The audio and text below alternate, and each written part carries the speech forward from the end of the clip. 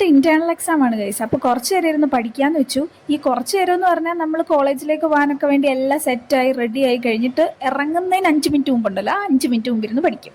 അതാകുമ്പോൾ അത്ര നേരം പഠിച്ചാൽ മതിയല്ലോ. പിന്നെ എനിക്ക് മനസ്സിലായി ഈ സംഭവം ഇങ്ങനെ നോക്കിയിട്ട് കാര്യമില്ല എന്ന്. അങ്ങനെ ഒരുങ്ങി നേരെ കോളേജിലേക്ക് ഇരുന്നു. കോളേജിലാണെങ്കിൽ ഇന്ന് അങ്ങനെ വലിയ ആൾക്കാരൊന്നും ഇല്ല. സംഭവം കുറച്ച് ഡിപ്പാർട്ട്മെന്റ് മാത്രമേ ഇന്റേണൽ എക്സാം ഉള്ളൂ. അപ്പം ഞങ്ങൾ മാത്രമേ വന്നിട്ടുള്ളൂ.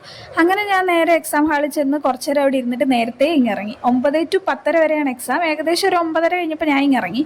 അത് കഴിഞ്ഞിട്ട് നേരെ ഹോസ്റ്റലിലേക്ക് വന്നു. ഇന്ന് എനിക്കൊരു പരിപാടിയുണ്ട്. എൻ്റെ ഡയറി കുറച്ച് നാളായിട്ട് മിസ്സിങ്ങാണ്. ഞാൻ എഴുതുന്നൊരു പേഴ്സണൽ ഡയറി. അപ്പോൾ ആ സംഭവം കുറച്ച് നാളായിട്ട് റൂമിൽ നിന്ന് മിസ്സിങ് ആണ്.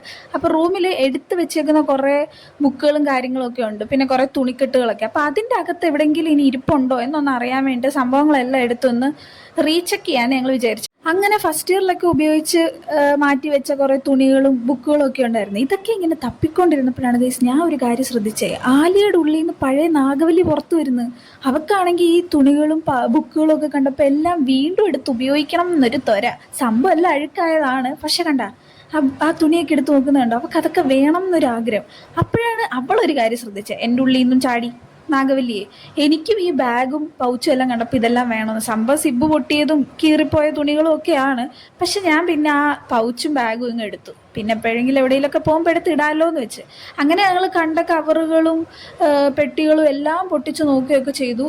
ഇതുവരെ കിട്ടുമെന്ന് പ്രതീക്ഷിക്കാത്ത കുറേ സാധനങ്ങൾ അതിൽ നിന്ന് കിട്ടിയെങ്കിൽ എൻ്റെ ഡയറി മാത്രം അതിൽ നിന്നൊന്നും കിട്ടിയില്ല ഗൈസ്. അങ്ങനെ നിരാശയോടെ ഞാൻ സാധനങ്ങളെല്ലാം തിരിച്ച് കയറ്റി വെക്കുകയാണ്. അങ്ങനെ എൻ്റെ ഡയറി എന്തായാലും തിരിച്ചു കിട്ടില്ല എന്നുള്ള സത്യാവസ്ഥ മനസ്സിലാക്കി ഞാൻ എൻ്റെ ശ്രമം ഉപേക്ഷിച്ചു ഗൈസ്. അപ്പം അത്രേ ഉള്ളൂ.